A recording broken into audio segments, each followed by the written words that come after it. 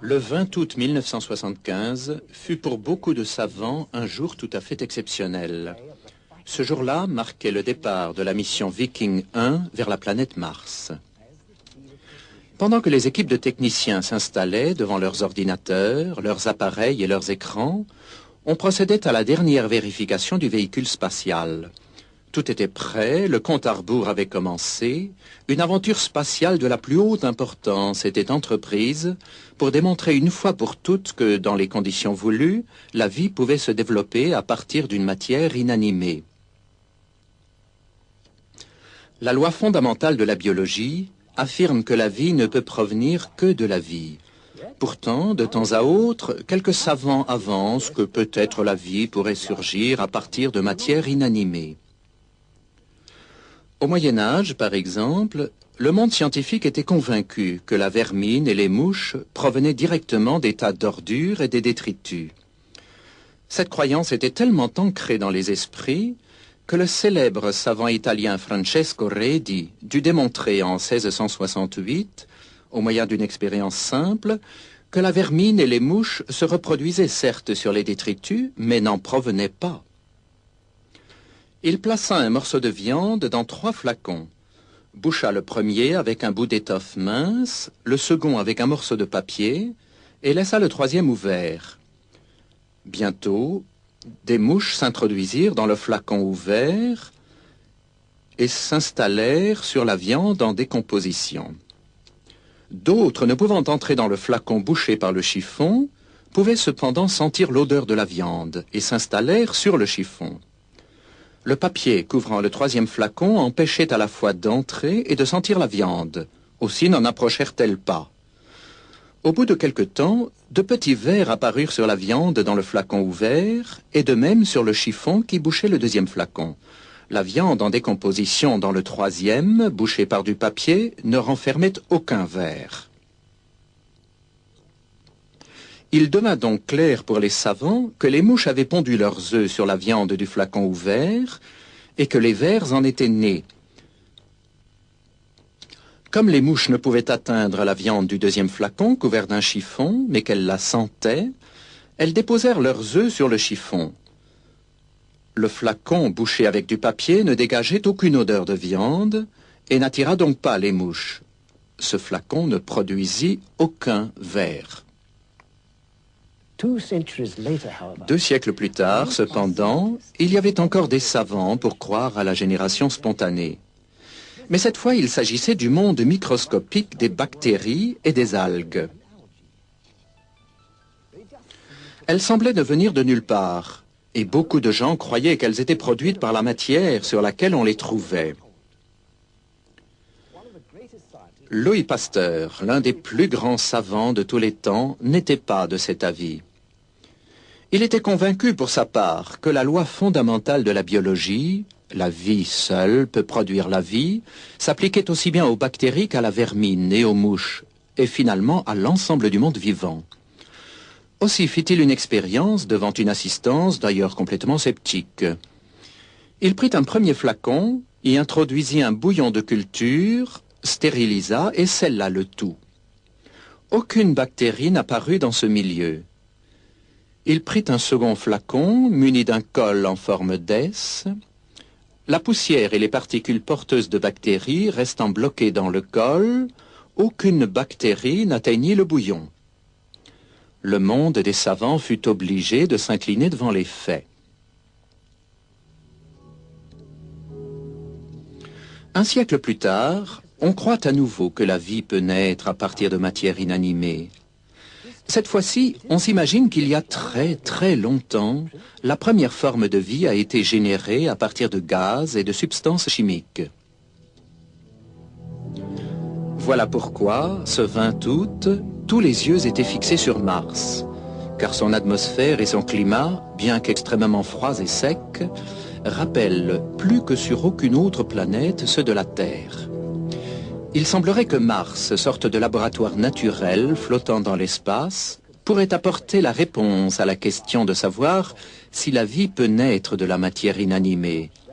Ainsi, on ne douterait plus que la vie ait pu se former sur la Terre, pour peu que l'on découvrit des traces de vie ailleurs. La fusée spatiale Viking emportait à son bord un des miracles de la technologie moderne. Un laboratoire scientifique miniaturisé dans un cube de 30 cm de côté, capable de mener à bien toutes les expériences que fait un laboratoire d'une grande université moderne. Cet appareil prodigieux se posa sur la surface de Mars et les expériences commencèrent.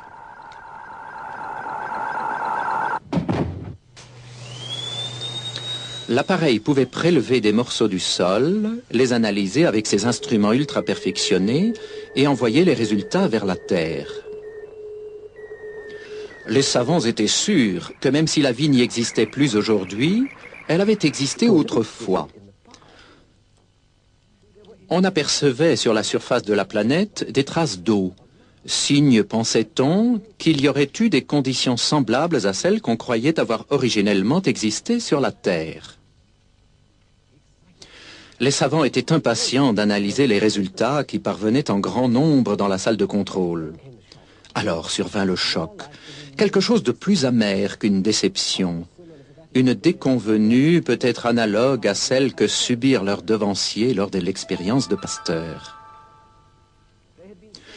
Ils étaient tellement convaincus que la vie pouvait provenir de la matière non vivante qu'il leur paraissait quasiment inconcevable que le sol martien fût stérile. On n'y trouvait non seulement aucune trace de vie, mais encore aucune preuve que la vie y eût jamais existé. On vérifia plusieurs fois les résultats, mais la réponse fut chaque fois la même. Pour s'assurer de n'avoir rien négligé, on organisa une seconde mission. Et l'envoi dans l'espace de Viking 2, le 9 septembre 1975, ranima les espoirs de certains savants. Les nouveaux résultats ne les confortèrent pas davantage, car ils confirmaient qu'aucune forme de vie n'avait pu exister sur Mars. On commença bien sûr à se poser des questions. Des sommes énormes avaient été dépensées, et les partisans de l'évolutionnisme se trouvaient toujours plus incapables de fournir des preuves concrètes à l'appui de leur théorie. L'investissement n'avait été d'aucun rapport. L'argent des contribuables semblait avoir été utilisé pour essayer de justifier la croyance de certains savants en une théorie dépourvue de base scientifique. On entendit même dire que ces résultats entraînaient l'abandon pur et simple de la notion de génération spontanée et d'évolution. Le présent film commence donc au stade où se sont arrêtés Viking 1 et Viking 2. Des savants qui ont examiné de près certains aspects de la théorie de l'évolution sont interrogés pour nous faire découvrir quelle est la situation actuelle.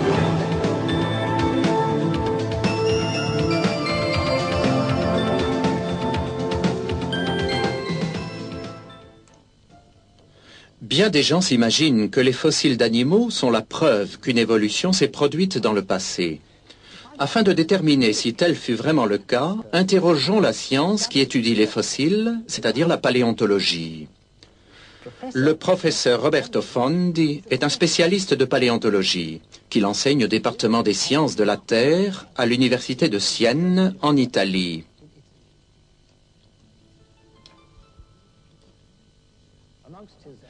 Parmi ses nombreuses activités, il en est une qui l'amène à être conseiller scientifique dans la reconstitution des animaux préhistoriques.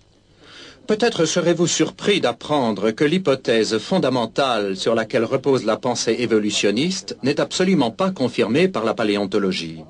Quelle est cette hypothèse? En premier lieu, que des cellules vivantes puissent provenir par génération spontanée de matière non vivante. Cela signifierait qu'à la suite d'une chaîne de réactions chimiques au sein d'une soupe primitive hypothétique, une cellule vivante serait apparue.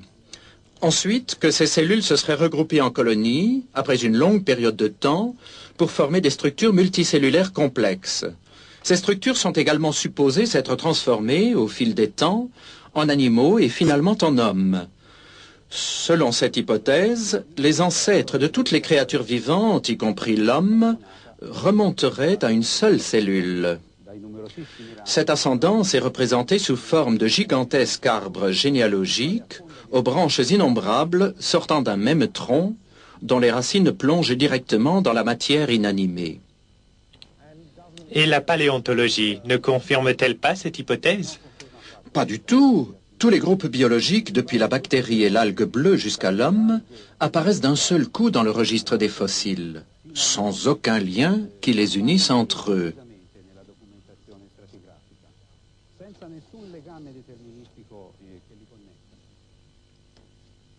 Pourquoi alors tant de gens croient-ils que les fossiles sont une preuve de l'évolution? L'évolution est enseignée aux enfants et présentée aux adultes comme un fait vérifié et démontré depuis si longtemps qu'on perdrait son temps ou même qu'il serait ridicule de le mettre en question. Dans mes 2 livres, Après Darwin et la révolution organiciste, je donne les noms de savants bien connus, tels que George Gaylord Simpson et Stephen Jay Gould de l'université de Harvard, qui croient vraiment que l'évolution est un fait incontestable. Il est pourtant d'autres savants, tout aussi connus, qui croient en l'évolution tout en admettant qu'il n'en existe pas de preuves à l'appui, comme par exemple Émile Guillemot de l'université de Genève et J.A. Kerkut de l'université de Southampton. Alors, quelle est la vérité en définitive? Eh bien, il existe un livre qui raconte l'histoire du passé. Ce sont les roches et les restes fossilisés qu'elles contiennent. Il appartient aux paléontologues de déchiffrer ce livre et de donner la réponse. Et que lisez-vous dans ce livre, professeur? Il est clair qu'après 2 siècles environ de recherches très poussées, la preuve paléontologique sur laquelle devrait reposer la théorie de l'évolution est non seulement rare, mais grandement sujette à caution. Car enfin, si l'évolution avait réellement eu lieu, on devrait en trouver des preuves abondantes et incontestables. Les musées devraient regorger de fossiles représentant clairement les transitions entre les différents groupes biologiques. Eh bien, pas du tout. En outre, rien n'indique que cela va changer à l'avenir. Les quelques fossiles qui prétendent montrer une sorte de lien évolutionniste, tels que les amphibiens Ichthyostega et Seymourria, le reptile Probainognathus, l'oiseau Archaeopteryx et le singe Australopithèque appelé Homo habilis sont loin d'être concluants.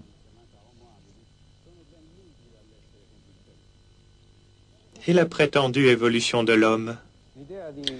L'idée d'une évolution graduelle de l'homme à partir de créatures telles que les singes australopithèques est sans aucun fondement et doit être absolument rejetée.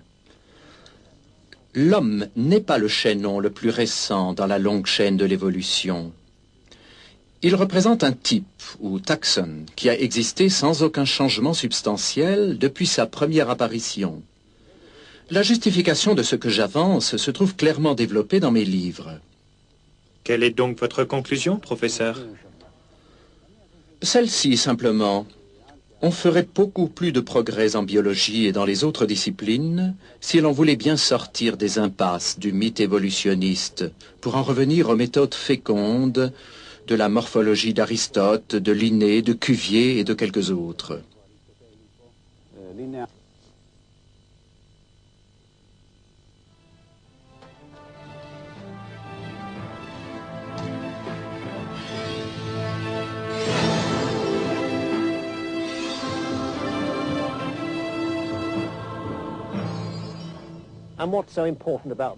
La biochimie étudie l'essence même de la vie et sa structure. Elle pénètre à l'intérieur même de la matière, dans le noyau de la cellule vivante. De nos jours, nul n'est aussi qualifié que le savant biochimiste pour nous révéler si une forme d'organisme vivant pourrait se transformer en une autre forme. Voici donc le professeur Sermonti, généticien, biologiste moléculaire et biochimiste de renommée internationale. Demandons-lui ce qu'il pense de l'évolution. Professeur, à la lumière de la biologie moléculaire moderne, comment voyez-vous la théorie de l'évolution? Les nouvelles découvertes en biologie moléculaire ont fortement modifié nos idées sur bien des questions, notamment sur celle d'évolution. De quelle façon, plus précisément? Les résultats obtenus en biologie moléculaire et en génétique ont montré que ce que prétend l'évolutionnisme, à savoir que les mutations se trouvent renforcées par la sélection naturelle, est tout simplement erroné. La sélection naturelle ne fait qu'éliminer les nouveautés entraînées par les mutations. La sélection naturelle a un effet stabilisateur sur la vie. Pourtant, les fossiles montrent que les animaux et les plantes étaient différents autrefois. Ils ont donc dû changer. Ce n'est pas vrai. C'est une erreur de croire que si les êtres vivants étaient différents autrefois comparés à ceux d'aujourd'hui, ces derniers seraient dérivés de ceux qui ont disparu, qui se sont tout simplement éteints. Les anciens organismes n'ont pas donné naissance à de nouveaux êtres en disparaissant. Sur ce point, dirais-je, tous les biologistes sont d'accord. Aucun ne soutient que les mammifères dérivent des dinosaures. À l'évidence, ce n'est pas possible. C'est une conception absolument erronée. Le fait d'observer dans le passé l'existence d'êtres vivants différents ne signifie nullement que nous en dérivions. La théorie de l'évolution prétend que certains organismes encore plus primitifs que les bactéries auraient évolué jusqu'à l'homme, durant un laps de temps considérable. Que pensez-vous de cette croyance, professeur? Mais c'est ridicule, c'est impossible. Rien ne permet à un petit organisme de se transformer en homme. Mais ce qui est encore plus important, c'est que ce qui nous apparaît comme un organisme simple est en fait une réalité biologique très complexe. Même les bactéries possèdent une structure génétique et biochimique à ce point complexe qu'elles ne peuvent dériver de formes simples.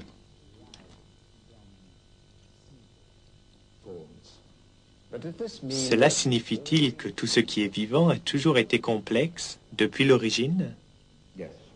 Parfaitement. C'est ce que montrent précisément la biologie moléculaire et la génétique. La complexité existe dès les origines. Par exemple, l'étude que nous avons entreprise du noyau de la cellule montre que le système responsable de la production des enzymes, sans lesquels la synthèse des protéines ne peut se faire, est identique depuis la bactérie jusqu'à l'homme. Puisque les mêmes types principaux de créatures et de plantes existent aujourd'hui comme dans le passé, il est clair que le même mécanisme complexe de la vie a existé depuis l'origine. C'est pour le généticien la meilleure preuve que l'évolution biochimique n'a jamais eu lieu.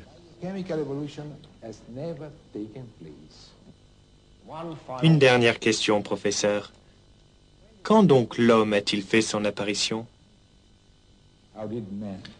L'homme, il n'existe aucune preuve que l'homme provienne de quelque autre animal antérieur.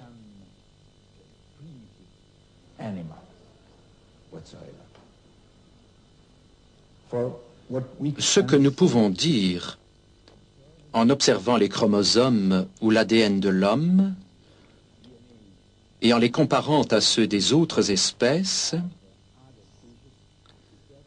c'est que l'homme est un être original. Il ne dérive d'aucune autre espèce. La génétique refuse absolument l'idée que l'homme serait une créature récente provenant d'une forme primitive différente.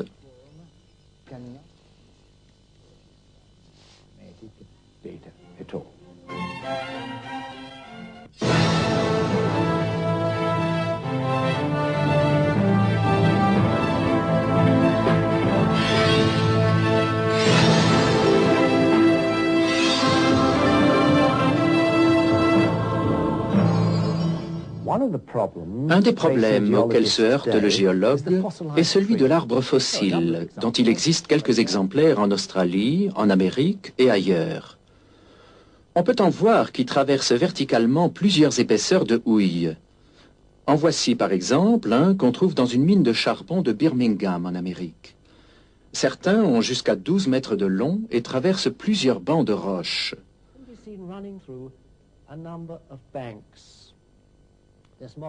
Ce schéma donne une idée de tel cas.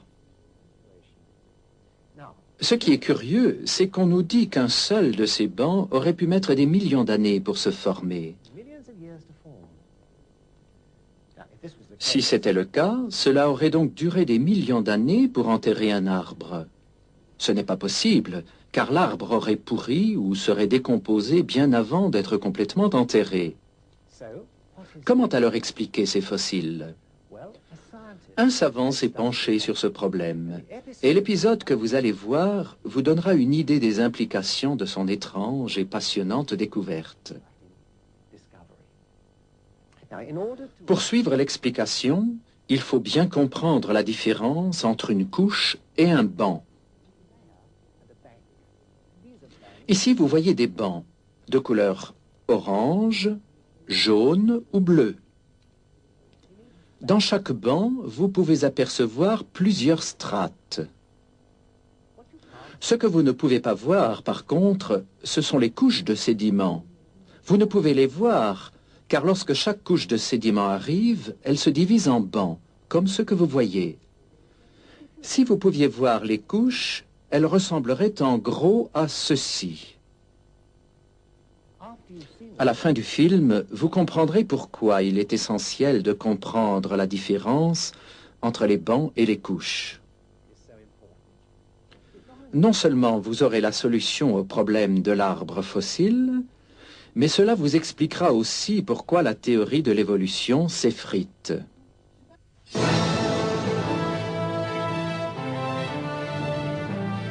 Qu'y a-t-il de si important à propos de ces roches ? Ce ne sont pas n'importe quelles vieilles roches. Elles sont composées en majorité de petites particules de sédiments. On les appelle des roches sédimentaires. En fait, elles recouvrent les 3/4 des terres du globe.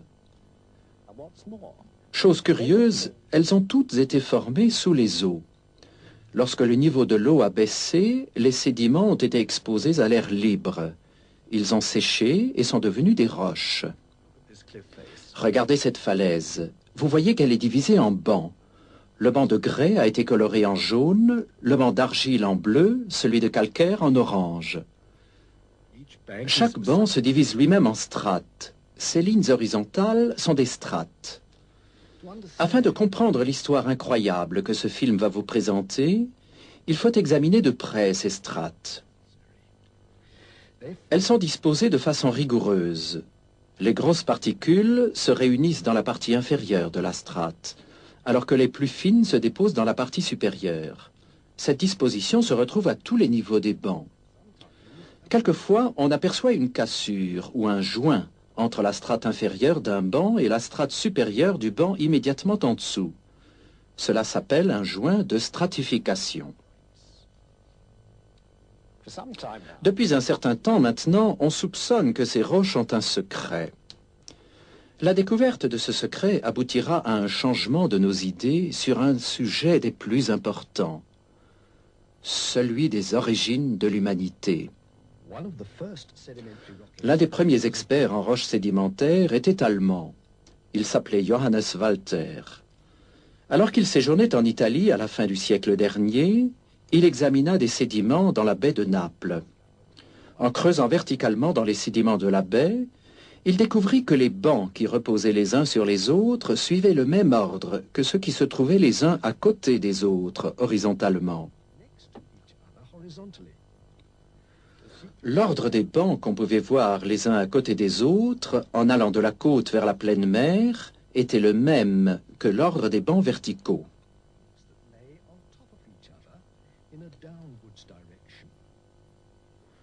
Il se rendit compte qu'on se trompait en affirmant que le banc du fond était nécessairement plus ancien que celui du dessus.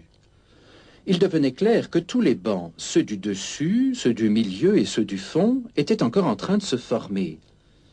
Ils se formaient latéralement. Ainsi, une partie du banc supérieur avait le même âge qu'une partie du banc inférieur. Assez rapidement, Walter comprit la cause de cette formation latérale des bancs.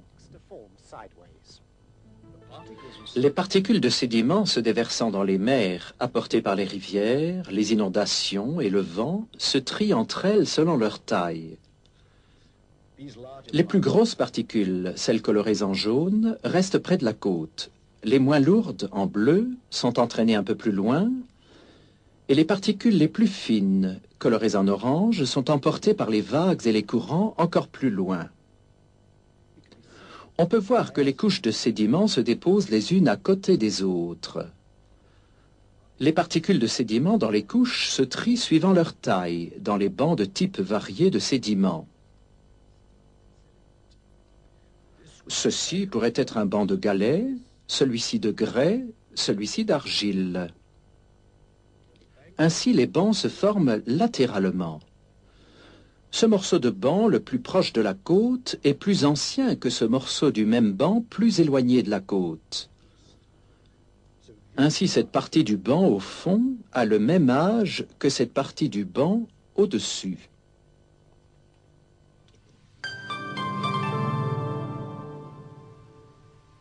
Avant Johannes Walter, en 1870, deux Russes, Golovkinski et Inostranziev, avaient remarqué que dans les bassins océaniques anciens, remplis de sédiments, les mêmes séries de dépôts pouvaient être observées en surface côte à côte et verticalement l'un en dessous de l'autre. La caractéristique de ces dépôts ou faciès, c'est qu'ils sont parallèles à la pente du bassin. Ceux observés par Walter dans la baie de Naples ne le sont pas. Ils sont presque horizontaux. La raison en est qu'à part de petits changements dus aux marées, les séries de dépôts dans le golfe de Naples et ailleurs résultent d'une mer pratiquement toujours au même niveau. La position des dépôts de sédiments dans les bassins océaniques, tels que ceux observés par les deux savants russes, semblait résulter de changements de niveaux importants des océans. Le niveau de l'eau qui s'élève s'appelle une transgression. Le niveau de l'eau qui descend s'appelle une régression. Quand l'eau monte ou transgresse, ce qui peut être dû à des raz-de-marée, les sédiments se déposent parallèlement à la pente des côtés du bassin océanique. Les particules les plus grosses, en jaune, se déposent le long de la pente.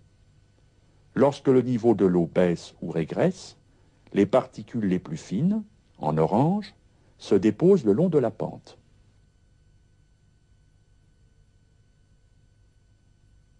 L'observation des bassins océaniques anciens, remplis de sédiments, montre par la position des dépôts ou faciès que les eaux, dans le passé, ont dû monter et descendre bien des fois en succession rapide. Les sédimentologues appellent ces phénomènes des cycles de transgressions et de régressions. Les différents genres de dépôts résultent de leur triage latéral des sédiments, et non pas d'une sorte de dépôt se superposant sur une autre. Il semblerait donc que l'origine des bassins sédimentaires se trouve dans des cycles de niveau d'eau montant et baissant rapidement, techniquement parlant, de transgression ou de régression. La position des dépôts ne résulte donc pas du principe de superposition ou de continuité, mais de l'application de la loi de Johannes Walter. Ces cycles de niveaux montants et descendants des eaux n'ont pas pu avoir lieu partout dans le monde en même temps. Peut-être étaient-ils semblables à d'énormes marées océaniques. Ainsi, lorsque le niveau des eaux montait et déposait d'énormes quantités de sédiments en un lieu, simultanément, des sédiments se déposaient ailleurs, suivant le niveau descendant des eaux. Les autres experts en roches sédimentaires réagirent alors en déclarant que la découverte de Johannes Walter expliquait seulement la formation des roches côtières. Mais à leur connaissance, les sédiments des profondeurs marines s'étaient déposés les uns au-dessus des autres. Par conséquent, la couche du dessus était forcément plus jeune que celle du dessous. Dans cette falaise, formée probablement de sédiments au fond des mers, on croit que les strates du banc au fond sont beaucoup plus anciennes que celles du dessus, ici. Pourquoi? Parce que les géologues croient que les strates et les couches ne sont qu'une seule et même chose.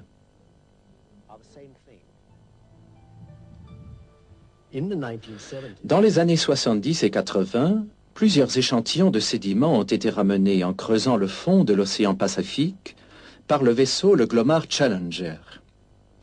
Ces forages ont apporté la preuve que la découverte de Walter s'appliquait aussi bien aux sédiments provenant du fond des mers. Cela signifie que virtuellement toutes les roches sédimentaires du monde ont dû se former de la même façon.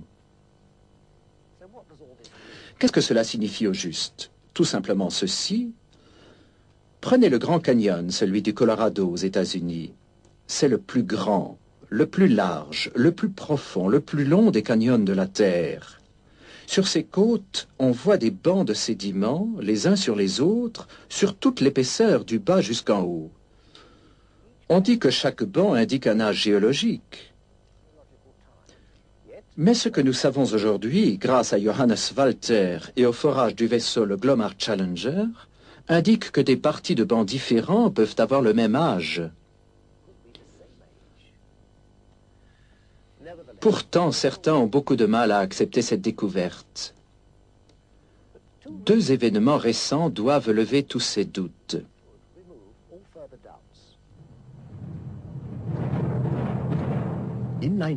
En 1980, le mont Sainte-Hélène, un volcan des États-Unis, a explosé. Il détruisit une immense forêt voisine et déclencha un raz-de-marée dans un lac proche, le lac Spirit.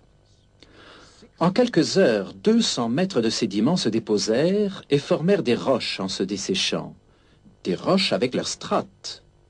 Suite à l'explosion, la poussée d'énormes quantités de boue creusa un canyon à travers les roches avoisinantes, un canyon de plus de 30 mètres de profondeur et de 60 de large. Alors qu'on a cru qu'il fallait des millions d'années pour former des canyons et des strates dans les roches, ces deux formations géologiques se sont formées en quelques heures. Le deuxième événement a eu lieu dans un laboratoire. Un sédimentologue français, Guy Berthaud, a découvert deux faits d'importance capitale. Le premier est celui-ci. Le sable s'écoulant de façon continue, que ce soit dans le vide, dans l'air ou dans l'eau, se trie alternativement en dépôts de petites et de grosses particules, qui ressemblent à des couches mais n'en sont pas. Un deuxième fait est apparu durant les expériences que Guy Berthaud a dirigées à l'Université du Colorado. En observant le dépôt de sédiments entraîné par un courant d'eau circulant dans un canal à parois transparentes, il a constaté que lorsque la vitesse diminuait, les grosses particules sédimentaires se déposaient seules, tandis que lorsqu'elle augmentait, des laminets se formaient. Ainsi, le granoclassement répétitif, qui caractérise les strates, n'est pas obligatoirement, comme l'ont cru les géologues, l'effet de couches successives, mais il peut être aussi bien l'effet des variations de vitesse, du courant d'entraînement des sédiments. Une autre découverte intéressante est celle-ci. Les joints ou les cassures entre les strates résultent de la dessiccation ou de l'assèchement des sédiments. On pensait jusqu'alors que ces cassures étaient dues à l'interruption de l'arrivée de sédiments. On croyait que la surface de la dernière strate déposée s'était durcie et que des années plus tard, de nouveaux sédiments avaient recommencé à se déverser et qu'ainsi une nouvelle strate s'était formée au-dessus de l'ancienne. Cette explication doit être abandonnée à cause de deux nouvelles découvertes. D'abord, comme l'ont montré les forages du vaisseau le Glomar Challenger, les sédiments du fond de la mer ne durcissent jamais, sauf après 300 mètres d'épaisseur de dépôt.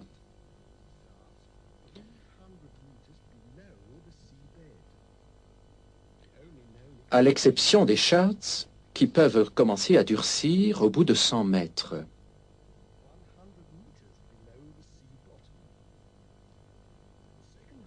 L'autre découverte faite en laboratoire montre que lorsque le niveau de la mer baisse et que les sédiments humides sont exposés à l'air, des cassures surviennent entre certaines strates suivant le procédé de dessiccation. Aussi ces joints ou ces cassures ne dépendent-ils pas de la durée? Ces expériences ont été menées par une équipe de spécialistes au cours de nombreux mois dans des conditions rigoureuses, en laboratoire. Tout a été filmé et peut être vu librement. Ces expériences confirment un fait vital pour l'histoire de la sédimentologie. Les strates ne donnent aucune indication d'âge. Guiberto a montré que les strates que vous pouvez voir dans ces bancs dépendent de la vitesse du courant. Elles ne se déposent pas les unes sur les autres au cours des âges. Elles se forment latéralement de la même manière que les bancs. Ces expériences ont été reproduites à plus grande échelle. Elles ont alors été présentées au 14e Congrès international de sédimentologie dans le film documentaire qui va suivre.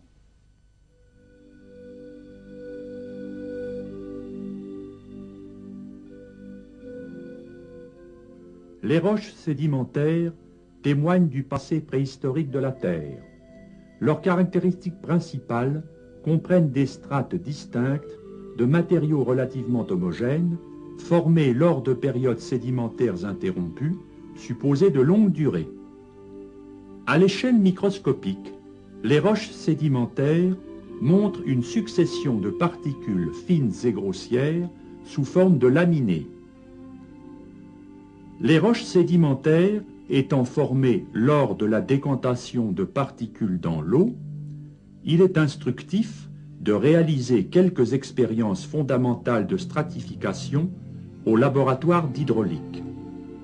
Un mélange hétérogranulaire de sables fins en blanc et de sables grossiers en noir est utilisé pour les expériences. Considérons le roulement d'une sphère sur un plan horizontal. Le rayon de la sphère est R, la masse m, la vitesse angulaire oméga et la vitesse de translation v égale au produit de la vitesse angulaire oméga par le rayon.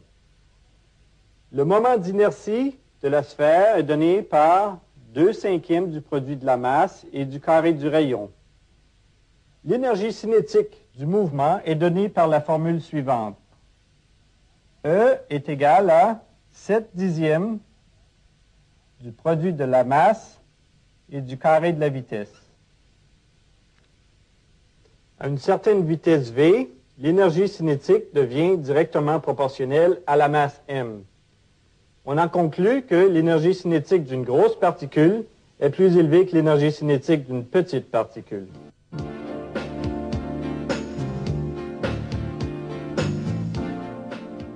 L'énergie cinétique accrue des grosses particules leur permet de franchir des perturbations de surface. Considérons un mélange homogène de grosses particules en noir et de petites particules. Lorsque le mélange est mis en déplacement transversal, les petites particules qui ont une énergie cinétique plus faible se déposent au pied de la couche en mouvement et les grosses particules roulent à la surface du dépôt de fines particules.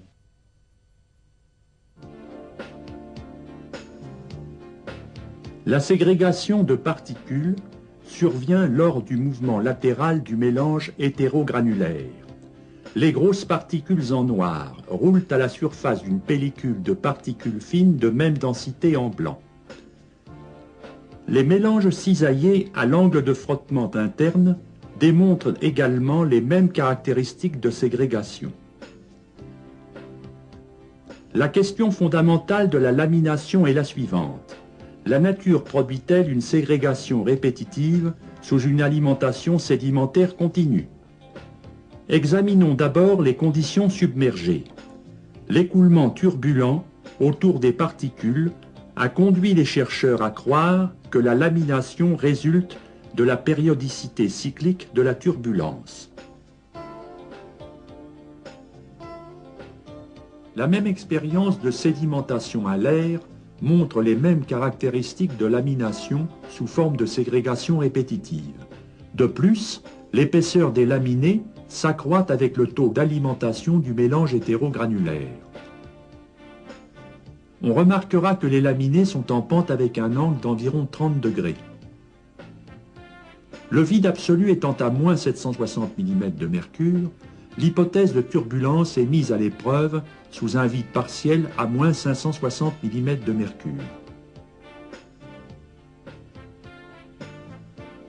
La lamination devient clairement visible dans l'absence quasi totale de tout fluide ambiant.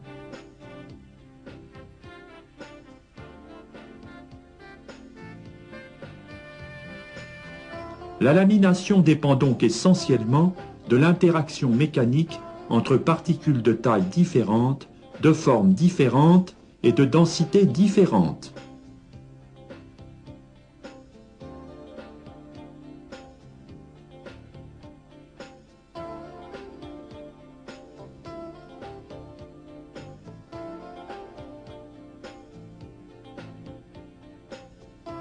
Sous l'eau, la lamination s'observe lors d'une accumulation graduelle de particules sur une surface parfaitement plane.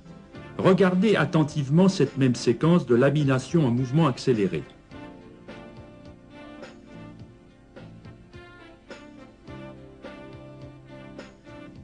Des expériences de stratification à plus grande échelle sont réalisées au laboratoire d'hydraulique de l'Engineering Research Center. Un canal mesurant 20 mètres de longueur et 1,30 m de largeur recircule 30 mètres cubes d'eau et 8 tonnes d'un mélange hétérogranulaire de sable. Ce canal maintient une alimentation continue d'un mélange de sables fins et grossiers à débit constant. Considérons le diagramme d'un delta très simple. Au temps initial, nous avons la partie supérieure du delta, la face frontale du delta et la partie inférieure du delta au temps initial T1. Les particules en mouvement le long du lit, les particules les plus grosses se déposent sur la face frontale et font progresser le delta vers l'aval.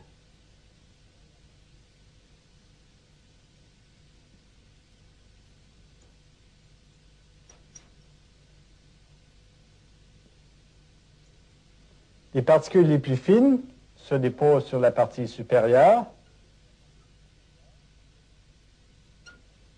et les parties en suspension se déposent sur la partie inférieure, indiquée ici.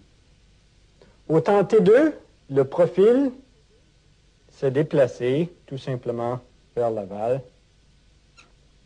Un nouveau temps T2. L'accumulation de particules entre les temps T1 et T2 représente donc une couche sédimentaire.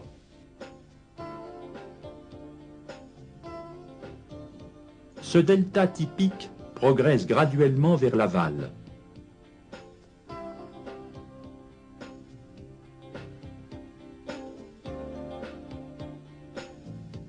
Une vue agrandie montre la lamination de particules fines du dépôt de surface.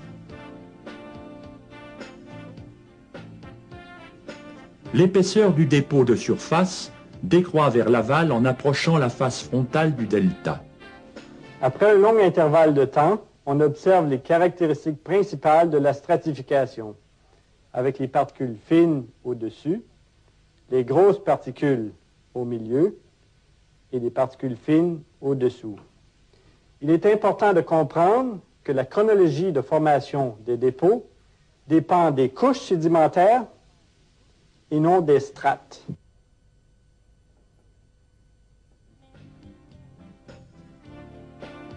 Les isochrones correspondent donc à l'interface entre les couches successives et non à l'interface entre les strates. L'épaisseur des strates est fonction du changement de transport solide qui survient dans un écoulement graduellement varié.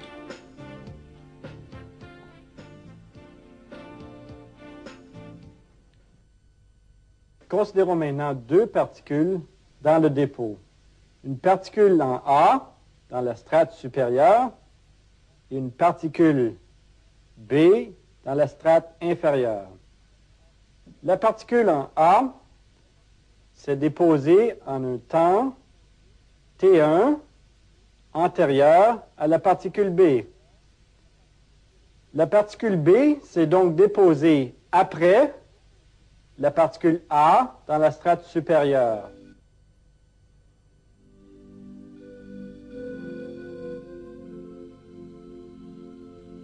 La profondeur d'écoulement est augmentée de façon très graduelle, tout en conservant des conditions identiques d'apport sédimentaire et de débit d'écoulement.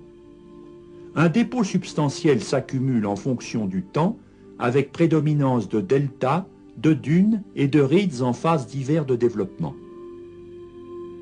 Le dépôt séché à l'air d'un delta très simple montre les caractéristiques distinctes de la stratification en termes de superposition de strates de sable fin en blanc et de strates de sable grossier en noir. Une section transversale est taillée dans le delta afin d'identifier les caractéristiques principales du dépôt formé à débit constant sous une alimentation continue du mélange hétérogranulaire. La coupe transversale montre une superposition distincte de strates de particules fines en blanc et de grosses particules en noir. En regardant la coupe des strates superposées, on serait tenté de conclure que ces strates correspondent à des couches sédimentaires successives, résultant de périodes sédimentaires discontinues, que chaque strate est plus vieille que celle qui la recouvre, et plus jeune que celle qu'elle recouvre, et que chaque strate est de même âge en tout point. Cette expérience de stratification met en défaut ces hypothèses, parce que ces strates ne sont pas identiques à des couches sédimentaires successives. De plus, on observe une stratification très nette sous une alimentation continue de mélange de sable hétérogranulaire. Pourquoi donc est-ce si important? Tout simplement parce qu'on a utilisé les strates pour dater les roches sédimentaires et les fossiles qui s'y trouvent, et cela depuis un siècle. Or, pour la première fois, on a expliqué le mécanisme de la formation des strates. Il est évident qu'on ne peut plus se servir des strates pour évaluer l'âge des fossiles ou des roches.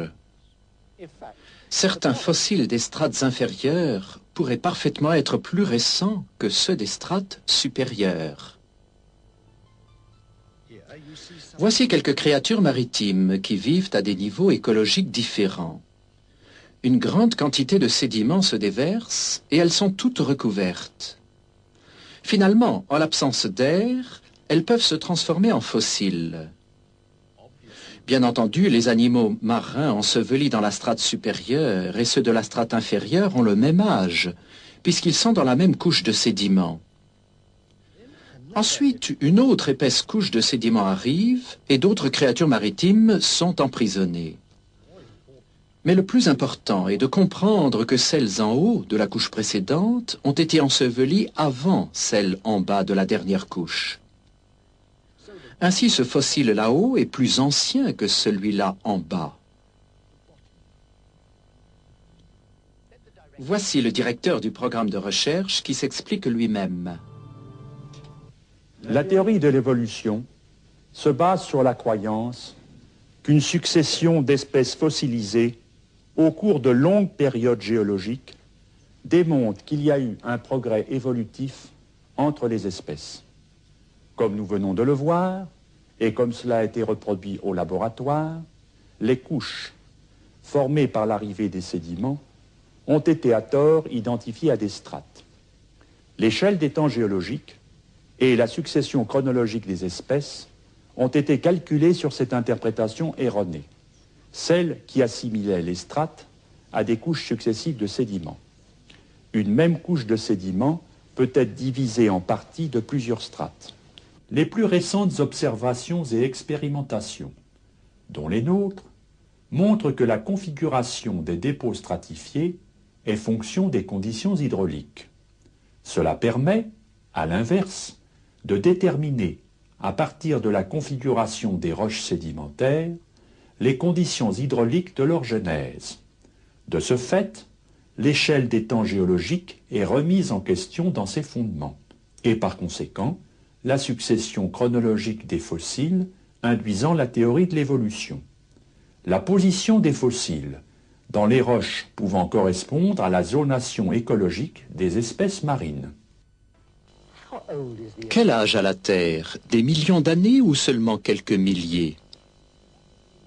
Que nous dit la datation radiométrique sur l'âge des roches? La science de la chimie physique peut éclairer ces questions. Le professeur Boudreau, qui enseigne la chimie inorganique et physique dans une université de la Nouvelle-Orléans, en Louisiane, a approfondi ce sujet et devrait pouvoir nous éclairer. Professeur Boudreau, un peu plus haut dans ce film, nous avons appris que les strates et les fossiles des roches sédimentaires ne donnent aucune indication sur l'âge de ces roches. Y aurait-il d'autres méthodes, telles que la datation au carbone 14, qui pourraient déterminer l'âge des fossiles et des roches? Il faut d'abord être clair au sujet du carbone 14, qui est une forme radioactive instable de l'élément carbone qui se trouve dans toute matière vivante. Un organisme vivant absorbe et rejette pendant sa vie du carbone, dont une petite partie est du carbone 14. À un moment donné, à la mort de cet organisme, le carbone 14 présent reste ce qu'il est à l'heure de la mort. C'est cette quantité qu'on peut détecter radioactivement. Un morceau de bois, par exemple, ou un os, contient une petite quantité de carbone 14. Depuis la mort de l'arbre et de l'animal qui contenait le bois ou l'os, la quantité de carbone 14 a diminué.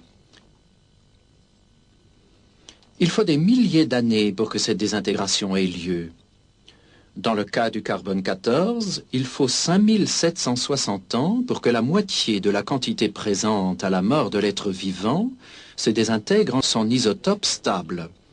En mesurant donc la quantité qui s'est désintégrée, on obtient une indication sur l'époque à laquelle cet organisme vivait. Comme les roches n'ont jamais été en vie, elles ne contiennent donc pas de carbone 14. Même les fossiles qu'on y trouve ne peuvent être datés par cette méthode, car leur matière vivante originelle est devenue pierre. Cela signifie-t-il qu'on ne peut pas dater les fossiles au moyen de radioisotopes? On ne peut sûrement pas se fier avec certitude au carbone 14. Comme vous le savez, on trouve presque tous les fossiles dans les roches sédimentaires. Ce type de roche contient rarement des éléments radioactifs. Aussi faut-il dater les fossiles par les strates dans lesquelles on les trouve. Or, nous savons à présent que des expériences très récentes montrent que les strates des roches ne donnent aucune indication sur l'âge. D'autres types de roches, telles que les cristallines, qui ne contiennent pas de fossiles, et la lave, renferment parfois des éléments radioactifs. On utilise ces isotopes pour les dater. Pourriez-vous expliquer simplement comment on date une roche avec un isotope radioactif? Oui, prenons un élément radioactif tel que l'uranium. Cet élément se désintègre très lentement en élément non radioactif, le plomb. On peut mesurer en laboratoire le taux de désintégration. En comparant donc ce qui reste d'uranium dans la roche avec la quantité de plomb formée par désintégration et en connaissant le taux de désintégration, on peut calculer le temps nécessaire à la formation du plomb. Si donc la moitié de l'uranium s'est désintégrée en plomb, en connaissant le temps nécessaire à l'uranium pour se transformer en plomb, on peut déterminer l'âge de la roche. C'est du moins la théorie. Pourquoi dites-vous théorie? Si c'est un procédé qu'on peut observer et mesurer, c'est donc un fait scientifique. Pas du tout. Regardez un peu ce diagramme. Vous voyez un certain nombre de particules d'uranium colorées en orange et quelques particules de plomb colorées en bleu. Ici, nous devons envisager trois hypothèses principales. La première, que toutes les particules de plomb étaient à l'origine des particules d'uranium. Mais il n'y a aucune raison de croire qu'il n'y avait pas déjà quelques particules de plomb dans la roche à sa formation. Car il existe dans les roches beaucoup de plomb naturel qui ne provient pas de l'uranium. Vraiment? Oui, prenons le cas extrême inverse. Si à l'origine cette roche contenait de l'uranium radioactif et pas de plomb, alors le plomb qui apparaîtrait par désintégration de l'uranium permettrait une mesure assez exacte de l'âge de la roche. Mais il faut admettre un cas plus vraisemblable, c'est qu'il y avait un peu de plomb lors de la formation de la roche, aussi son âge est-il moindre que celui qu'on mesure. Il y a aussi le problème des fuites dues à la solubilité. Cela peut-il arriver? Bien sûr. Les sels d'uranium et d'autres éléments radioactifs sont parfaitement capables de se dissoudre dans l'eau et quittent donc l'échantillon. Si donc une roche a été immergée quelque temps, par exemple en période d'inondation, une partie de l'uranium peut avoir été entraînée. L'âge attribué à cette roche par les mesures serait donc plus grand qu'en réalité. Mais il existe sûrement d'autres éléments radioactifs plus fiables que l'uranium. Eh bien, il y a aussi d'autres éléments radioactifs tels que le thorium, le strontium et le rubidium, ainsi que le potassium. Mais on ne peut s'y fier davantage qu'à l'uranium. Les sels de ces éléments sont encore plus solubles que ceux de l'uranium.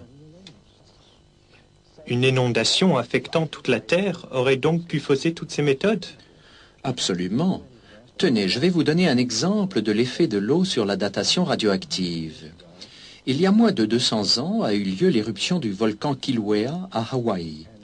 Un morceau de lave de cette éruption, qui avait séjourné dans l'eau, a été daté récemment par la méthode du potassium-argon. On aurait dû obtenir une datation d'environ 200 ans. Or, on trouva 22 millions d'années. À coup sûr, des sels de potassium, qui sont hautement solubles dans l'eau, se sont échappés de l'échantillon, lui donnant un aspect très âgé. On attribua à d'autres fragments de lave provenant du volcan Hualalai et formés en 1801 des âges variant entre 160 et 3000 millions d'années. La situation va donc de mal en pis. Il y a encore un autre présupposé dans la datation radiométrique. C'est que le taux de désintégration serait resté constant et n'aurait jamais varié dans le passé. Pourtant, beaucoup de facteurs ont dû l'influencer. Ainsi, la production de neutrinos par le rayonnement cosmique a pu être augmentée à la suite d'un renversement du champ magnétique terrestre ou de l'explosion d'une supernova. La science a déclaré que ces événements ont eu lieu dans le passé. Ils ont pu avoir un effet certain sur le taux de désintégration radioactive. Si l'on ne peut se fier à la datation radiométrique, de quels autres moyens dispose-t-on? De nombreux processus naturels indiquent pour la Terre un âge relativement jeune. Si par exemple la diminution du champ magnétique terrestre avec le temps s'avère un fait clairement établi, cela tendrait à prouver que la Terre est jeune plutôt que vieille. Une dernière question, professeur. À votre avis, à quand remonterait environ le Big Bang? L'hypothèse du Big Bang a été formulée pour soutenir la théorie de l'évolution. Sans théorie de l'évolution, pas de Big Bang.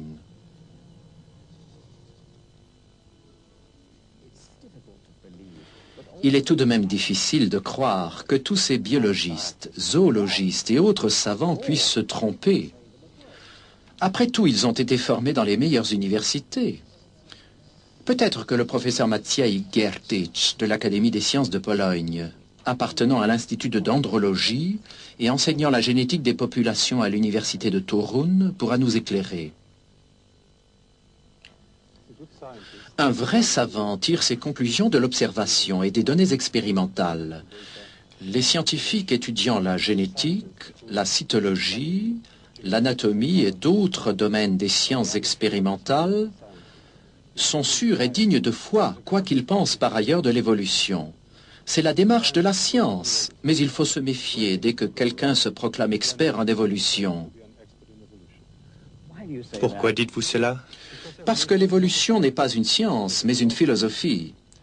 Les savants se fient les uns aux autres. Aussi acceptent-ils souvent ce que déclarent les évolutionnistes, à savoir que l'évolution est une science. Mais ce n'est pas vrai. Que la théorie de l'évolution soit une science n'est qu'une opinion de certains théoriciens de la biologie ou philosophes. N'y a-t-il aucune preuve scientifique à l'appui de l'évolution? Ce qu'on prétend être une preuve de l'évolution est le fait indéniable que tout organisme a des parents, au moins un parent. Quand on applique cette vérité à l'époque où n'existaient ni fourmis, ni grenouilles, ni hommes, cela conduit au postulat non scientifique que la première fourmi provenait d'une non-fourmi, la première grenouille d'une non-grenouille, le premier homme d'un non-homme, et ainsi de suite. Pourquoi dites-vous que cela n'est pas scientifique?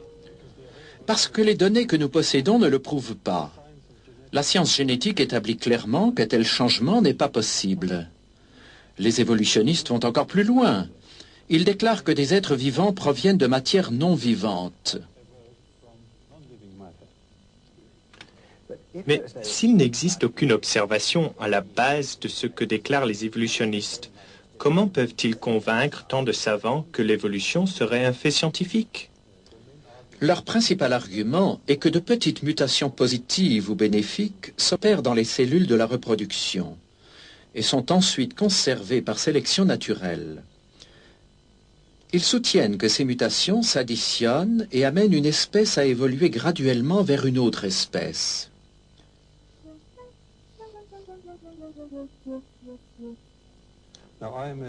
Non, je suis généticien et je puis confirmer qu'au cours de toutes les recherches de tous les laboratoires du monde où l'on a produit des générations et des générations d'organismes vivants, jamais, nulle part, aucune mutation positive n'a été observée. Et dans la population qui a été la plus étudiée, celle des hommes, toutes les mutations connues sont soit neutres, soit négatives. Elles n'ont jamais amené d'amélioration.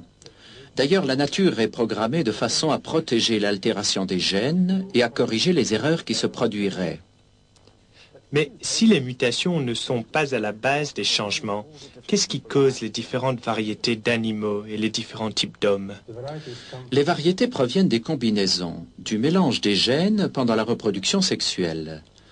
Les organismes adaptés à des conditions précises se concentreront dans un environnement qui offre ces conditions-là. En se croisant entre eux, ils formeront un groupe qui deviendra une variété. En outre, si accidentellement un groupe se trouve isolé, des traits particuliers y apparaissent et lui donnent un aspect distinct. C'est ce qu'on appelle la dérive génétique. Mais ces variétés ne représentent-elles pas une certaine forme d'évolution? Beaucoup de gens soutiennent que par ce processus, de nouveaux types biologiques vont apparaître. Mais ce n'est pas vrai. Tout ce qui se produit, c'est que quelques gènes ont été enlevés à la population globale et la population obtenue s'en trouve appauvrie. Son contenu génétique est amoindri. De plus, s'il n'y a pas de nouveaux gènes, il n'y a pas de potentiel pour de nouveaux organes ou de nouveaux organismes. On obtient seulement une variété différente d'une même espèce. Ce procédé est utilisé aujourd'hui dans l'élevage. Par sélection et isolation, on obtient de nouvelles variétés d'animaux et de plantes, par exemple des chevaux, des vaches, des chiens, des céréales, etc. On sélectionne ce qui est utile à l'homme ou qui présentent telles qualités qui ont un intérêt particulier pour nous. Mais ces populations sont des groupes restreints, très dépendants des conditions extérieures que l'homme leur réservera.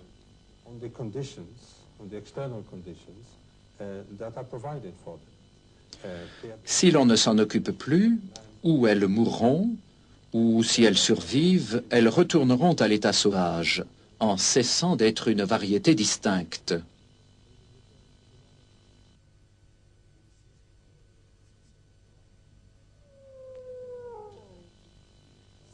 Alors, si les formes de la vie sont plus résistantes à l'état naturel, un changement qui se produirait dans la nature aurait-il une bonne chance de durer? Le simple mélange de gènes dans des conditions naturelles ou artificielles ne produit pas de nouveaux gènes. Pour qu'il y ait évolution, il faudrait de nouveaux gènes chargés d'informations génétiques. La science ne connaît aucun processus naturel qui produise de nouveaux gènes, que ce soit par isolation, par sélection, mutation ou croisement. Cela est impossible. Pourquoi alors apprend-on aux enfants qu'une espèce peut évoluer en une autre?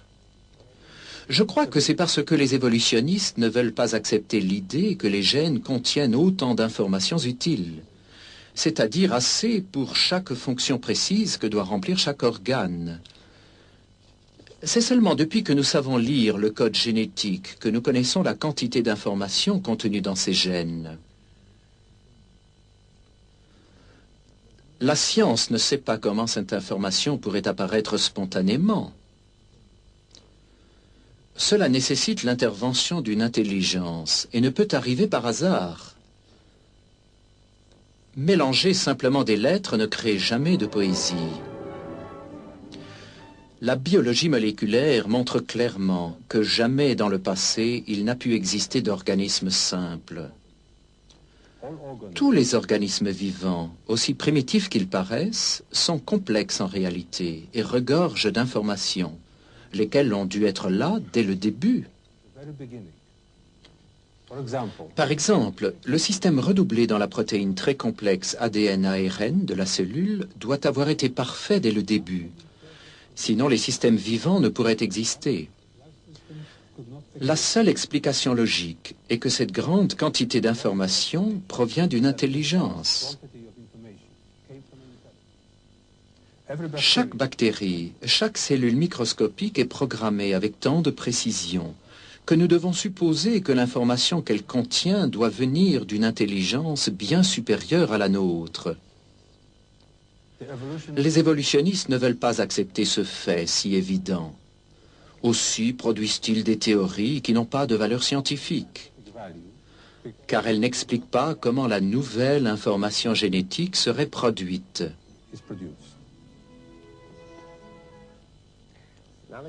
Il est curieux que les livres d'école et ceux d'histoire naturelle continuent d'affirmer que les savants acceptent l'évolution comme un fait scientifique. Le programme que nous venons de voir montre des savants qui s'opposent absolument à cette idée. Ils refusent même à l'évolution la qualité d'hypothèse scientifique. L'idée d'une évolution graduelle des hommes à partir de créatures telles que les singes australopithèques n'a aucun fondement et doit être rejetée. La complexité se trouve au commencement. Pour le généticien, c'est une preuve indéniable que l'évolution biochimique n'a jamais eu lieu. Donc la théorie de l'évolution n'a aucun fondement dans la géologie. De nombreux processus naturels indiquent pour la Terre un âge relativement jeune.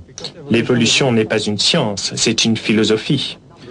Nombre de savants arrivent à la même conclusion. Ils déclarent que si on continue à croire à la théorie de l'évolution, malgré l'évidence incontestable qui s'y oppose, c'est bien pour une raison philosophique et non scientifique.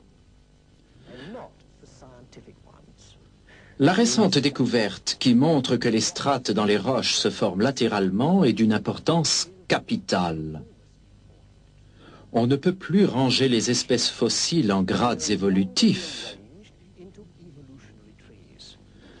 Cela explique pourquoi on n'a jamais découvert de lien fossile entre les différents types d'animaux ou de plantes.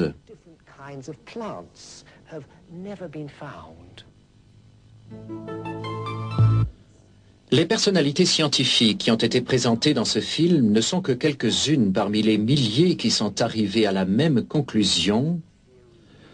La théorie de l'évolution n'est qu'un conte de fées pour des adultes.